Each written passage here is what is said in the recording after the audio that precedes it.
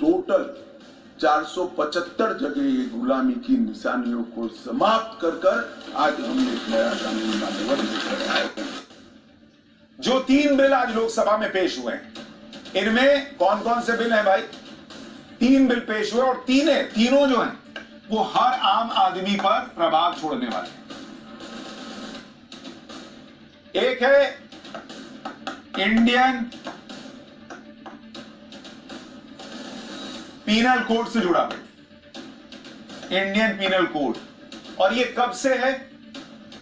1860 से था। 1860, हम 2023 में हैं और 1860 में उस वक्त की व्यवस्था के हिसाब से जो कानून बना हुआ था उसको फॉलो कर रहे हैं।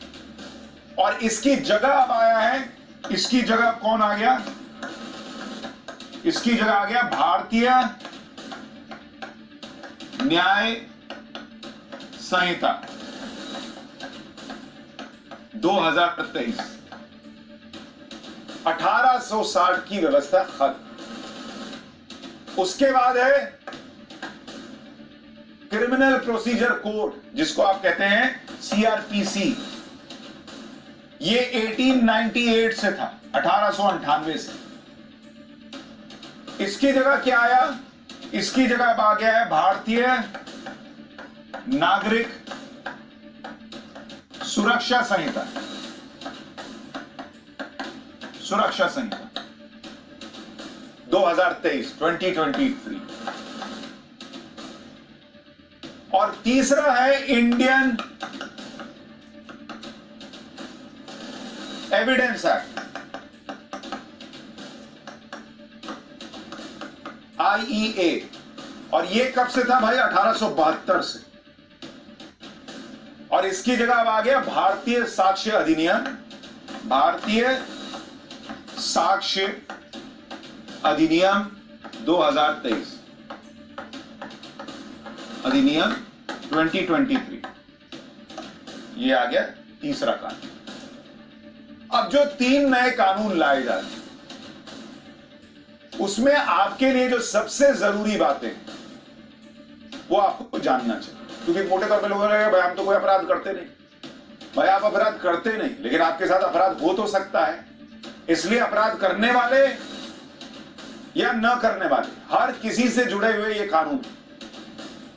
पहली बात ये समझिए कि मॉब लिंचिंग के लिए अलग से प्रावधान लाया गया है, जिसमें 7 साल से लेकर उम्र कैद या मौत की सजा का प्रावधान भी रखा गया। तो जो भीड़ मार देती है उसके लिए नया कानून लाया गया।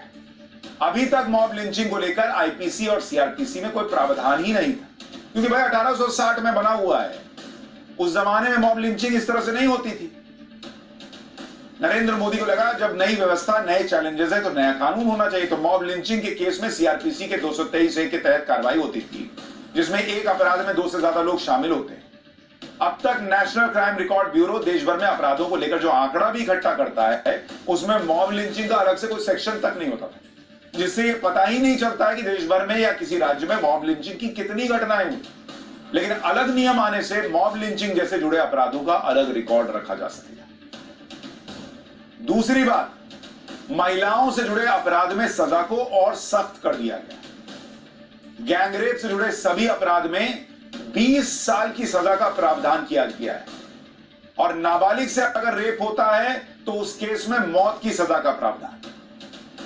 तीसरी बात, हाल ही में लव जिहाद के मामले देश में तेजी से बढ़ रहे हैं।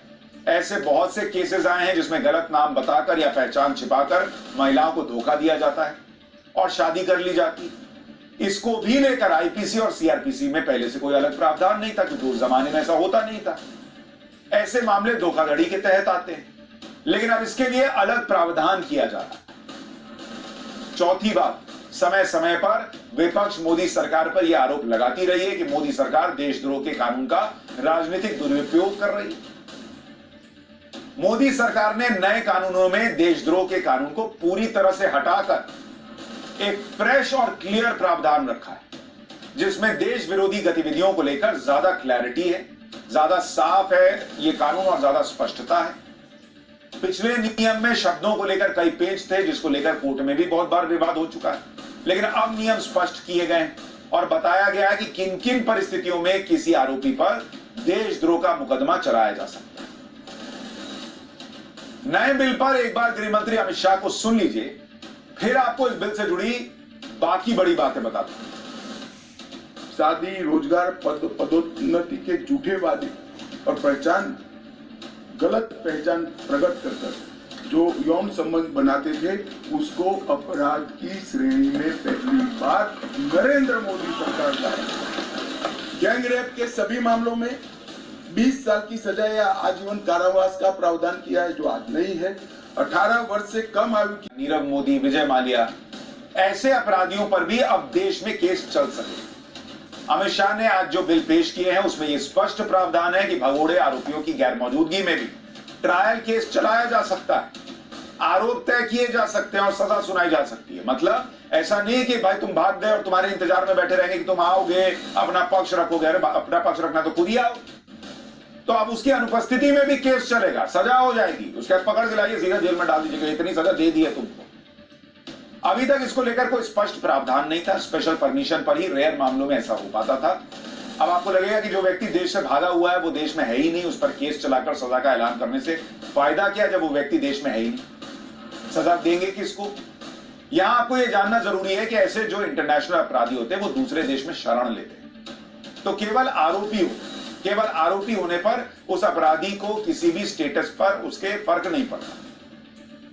लेकिन जैसे ही वो अपराधी अपने मूल देश में दोषी साबित हो जाता है तो उसके वीजा, पासपोर्ट पर बड़ा प्रभाव पड़ता है। साथ ही अन्य विदेश में अन्य मामलों में केस चलाना आसान हो जाता है। भाई आप उसको जाके अभी ये नहीं बोलते कि देखिए आरोपी है, वो कहेगा झूठे हैं ये लोग, मैंने कुछ नहीं किया है, मैं जाऊंगा तो वहां बच जाऊंगा।